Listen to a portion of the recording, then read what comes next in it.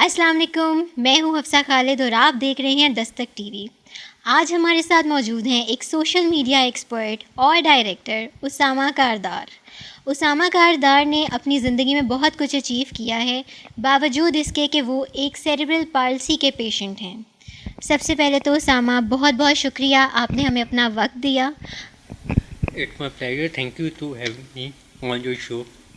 अच्छा उसामा, सबसे पहले आप मुझे बताइए कि सीपी पेशेंट असल में ये होता क्या है?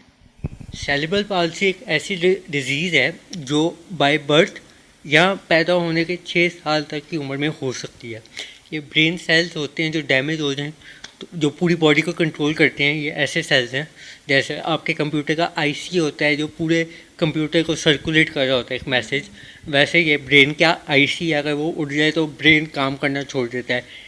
सीपी पेशेंट्स की बॉडी को मैसेज कन्वे नहीं हो रहा होता, वो जो कर रहे होते हैं वो अपनी अचीवमेंट पे या अपनी विल पावर पे हो रहा होता है। अब आप लोगों के जो नॉर्मल लोग हैं उनको तो ब्रेन मैसेज कन्वे करता है, हमें ब्रेन मैसेज कन्वे नहीं करता। ये 6 साल की उम्र तक हो सकता है ब्रेन पे चोट लगने की वजह से या पैदाइश के टाइम ना अहली की वजह से, डॉक्टर्स की ऑक्सीजन लेवल कम हो जाए तब सेल्स बिल्ड नहीं होते प्रॉपरली, और ऐसे अगर चोट लग जाए तो।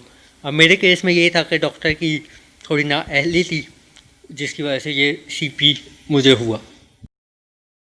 इस बीमारी के साथ आपको ज़िंदगी में बहुत सी मुश्किलात का सामना करना पड़ा होगा, जैसे कि स्कूल में, कॉलेज में, ऐसा कुछ हुआ है आपके साथ? बहुत कुछ हुआ है। जैसे कि मुझे एक नॉर्मल स्कूल में एडमिशन नहीं मिल रहा था। अब मुझे वो कहते थे आप स्पेशल बच्चों के स्कूल में जाओ। स्पेशल बच्चों के स्कूल में बहुत ऐसे बच्चे थे जो मेंटली रिटार्डेड थे, जिनको पता ही नहीं होता था कि क्या करना है, या उनको बात भी नहीं होती थी उनसे। अब मेरा ब्रेन 100% सही चल रहा था, सिर्फ मेरी बॉडी डिसेबिलिटी का शिकार थी, तो उसकी वजह से मुझे नॉर्मल स्कूल में एडमिशन नहीं दे रहे थे। मुझे एक स्पेशल बच्चों के स्कूल में डाला गया जिसकी वजह से मेरी तबीयत और ख़राब हो गई, मुझे फिट्स पड़ने लग गए। मैं वहाँ पे ज़्यादा देर चल नहीं सका, 2 दिन मैं गया तो मेरी तबीयत ज़्यादा ख़राब हो गई। फिर यहाँ पे एक स्कूल था मॉल टाउन में, डिविजनल पब्लिक स्कूल, वहाँ पे मैंने अप्लाई किया। वहाँ पे हमारे प्रिंसिपल थे नसीम खान साहब, उन्होंने सिर्फ मेरी कॉन्फिडेंस बेस पे मुझे एडमिशन दिया अपने पूरे बोर्ड मेंबर्स के ख़िलाफ़ जाके। तो वहाँ पे भी ऐसे हुआ कि मेरी सब बच्चों की मदर्स पेरेंट्स आ जा रहे थे एडमिशन इंटरव्यू के लिए, तो मैंने अपनी मदर को कहा, मैं कहा आप बाहर रुको, इंटरव्यू मेरा है आपका नहीं है। तो वो मैं अकेला गया, इंटरव्यू दिया और वो इम्प्रेस हुए, एडमिशन मिल गया स्कूल में। सोशल मीडिया की तरफ आप किस तरह आए? सोशल मीडिया की तरफ इस तरह आया कि पहले तो जब स्कूल में था, स्कूल में बड़ी चीज़ें देखने को मिली।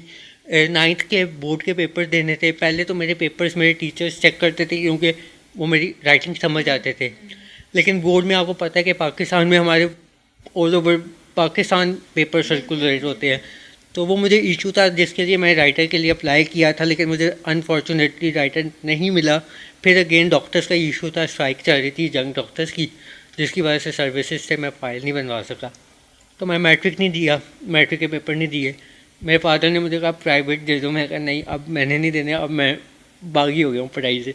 फिर मैं सोशल मीडिया फील्ड में आ गया। मुझे इसका आईटी से शुरू से शौक था, आईटी का, ग्राफिक डिज़ाइनिंग की, वेब डिज़ाइनिंग की, और उसी बेस पे फिर मैं आईटी फील्ड में, सोशल मीडिया फील्ड में इन हो गया। आपने बहुत सारे सेलिब्रिटीज़ के साथ काम किया है, तो उनके साथ काम करके आपको कैसा महसूस होता था? यार पहले तो सही था, अच्छा था, लेकिन फिर आहिस्ता आहिस्ता ऐसी दोस्ती हो गई कि अब वो मेरे लिए सेलिब्रिटीज़ नहीं है, वो मेरे लिए वही हैं जो दोस्त हो गए हैं। अब मैं उनको दोस्तों की तरह ट्रीट करता हूँ। हाँ, लेकिन मज़ा आया है। मेरा सबसे अच्छा जो एक्सपीरियंस है वो इब्रारुल हक के साथ है, क्योंकि उनके साथ अब मुझे 12 साल हो गए हैं। आपने किन किन सेलिब्रिटीज़ के साथ काम किया है अब तक? यार सोशल मीडिया के ऊपर तो मैंने 3-4 सेलिब्रिटीज़ के लिए ही काम किया है। इब्रारुल हक, नदीम अब्बास, सैयद नूर साहब और दानिश याद है, मैं भी शाद के भाई हैं, उनको कर रहा हूँ। इब्रारुल हक को 2010 में फेसबुक और मीन्स के पूरे सोशल मीडिया पे लॉन्च मैंने किया था। उनका पहले कोई पेज या कोई अकाउंट या कोई यूट्यूब नहीं था, उनको मैंने लॉन्च किया फर्स्ट टाइम यूट्यूब पे और सारे सोशल मीडिया पर। उनकी वेबसाइट मैंने डिज़ाइन की जो 3 मंथ्स में ओवर 3 मिलियंस व्यू लेके गई थी। वाओ!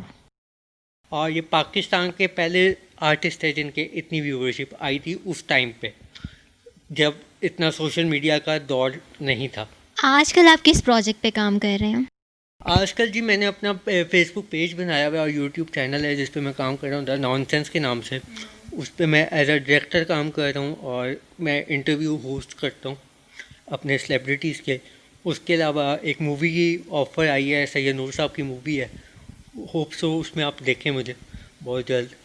यानी मैं एक स्टार से बात कर रही हूँ इस वक्त, फ्यूचर सेलिब्रिटी, फ्यूचर एक्टर। यार सेलिब्रिटी और एक्टर भी आम इंसान ही होते हैं, उनको सेलिब्रिटी हम बनाते हैं। लोग जो इतने एक्साइटेड होते हैं, आई थिंक सेलिब्रिटी एक नॉर्मल इंसान है। अच्छा, अगर आपको कहीं जाना हो तो आप किस तरह से ट्रैवल करते हैं? किसी के साथ जाते हैं या क्या करते हैं? यार मैं अपनी गाड़ी खुद चलाता हूँ वेरी नाइस। और मैं 7th क्लास से गाड़ी चला रहा हूँ और इस टाइम पे आई थिंक 11-12 साल हो गए गाड़ी चलाते हुए मुझे। यानी आप तो ड्राइविंग एक्सपर्ट भी हुए ना? हाँ, बहुत अरसा हो गया गाड़ी चलाते हुए। बस एक चीज़ है कि पाकिस्तान में ना डिसेबल्स की वो फैसिलिटीज़ नहीं है जो बाकी मुल्कों में है। हम नए पाकिस्तान में तो आ गए हैं लेकिन अभी तक पाकिस्तान हमारा वही पुराने सिर्फ ठप्पा नए पाकिस्तान का लगा है, बल्कि पुराने से भी अब बदतर हो गया है। बिल्कुल। अच्छा, आपके फ्यूचर ड्रीम्स क्या हैं? क्या अचीव करना चाहते हैं अपनी लाइफ में आप?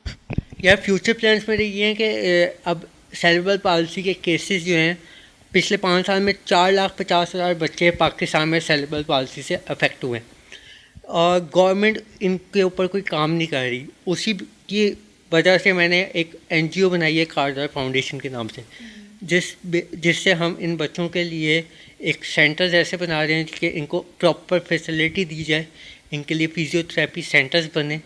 अगले 5 साल या 10 साल में हमारा ये एम है कि इन बच्चों के लिए हम ये काम करें। उसामा, आपने बताया कि स्कूल लाइफ में आपको बहुत सारी मुश्किलात का सामना करना पड़ा। बच्चे ज़ाहिर है बुली करते हैं या कोई ऐसी वैसी बात कर जाते हैं। आपने क्या चीज़ ऐसी फ़ेस की है अपनी लाइफ में? आपने बच्चों का बात किया कि बच्चे बुली करते हैं, यहाँ पे बच्चे नहीं, यहाँ पे बड़े भी करते हैं। जब मेरा एडमिशन हुआ तो पहले दिन मेरा स्कूल में था, तो मेरे वॉक करने के तरीके पे ना बड़े लोगों ने, बच्चे हंसते थे वहाँ पे ना। मैं थोड़ा हो गया, मैं कहा यार ये क्या है, डिसहार्ट हो गया। लेकिन वहाँ पे ना 2 बच्चे खड़े थे, उन्होंने कहा आपस में बात करते हुए, देखो कैसे चल रहा है, शाहरुख खान की तरह चल रहा है।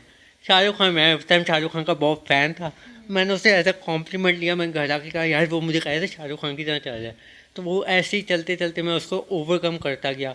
आगे 3rd स्टैंड जब मेरा KG पास हुआ, मैंने 1 में जाना था, मेरी टीचर कहने लगी कि तुम 1 में नहीं जा सकते, तुम मेरे साथ नर्सरी में वापस चलो, तुम मेरे साथ 2 साल और गुजारो, तो तुम स्लो हो। मैं कहा जब मैंने पास आउट कर लिया है, मैं आपके साथ 2 साल क्यों गुजारूँ, मैं अपने दोस्तों के साथ क्यों ना जाऊँ जिनके साथ मैंने 2 साल ऑलरेडी गुजार लिए हैं। तो वो बड़ा इशू हुआ, लोगों को लगता था कि मैं स्लो हूँ या मैं आगे बड़ी क्लास में जाके इशू होगा मुझे। करते करते करते 3rd स्टैंडर्ड में पहुँचे।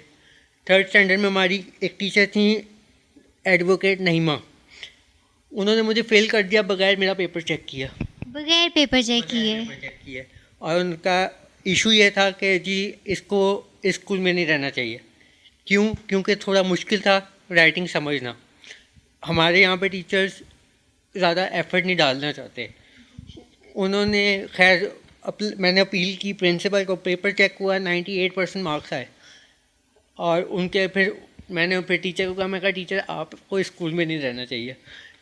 तो आगे से उन्होंने कुछ नहीं कहा आपको? नहीं, फिर वो चुप करके उनका सेक्शन चेंज हो गया। अगले दिन से उन्होंने मुझे पढ़ाया नहीं। और ऐसे फिर करते करते 6th क्लास में जब मैं आया तब भी ऐसे इश्यूज़ हुए। फिर 9th में जैसे मैंने आपको बताया कि मेरे हेड मास्टर ने प्रॉमिस किया था कि आपको वो मिल जाएगा राइटर, लेकिन वो नहीं मिला, तो इसकी वजह से मुझे क्विट करना पड़ा स्कूल। बहुत बहुत शुक्रिया उसामा कारदार आपके वक्त का। तो नाज़रीन, आपने देखा कि उसामा कारदार अपने फ्यूचर के लिए कितने मोटिवेटेड हैं। मज़ीद स्टोरीज़ के साथ हम फिर हाज़िर होंगे। अल्लाह हाफ़िज़।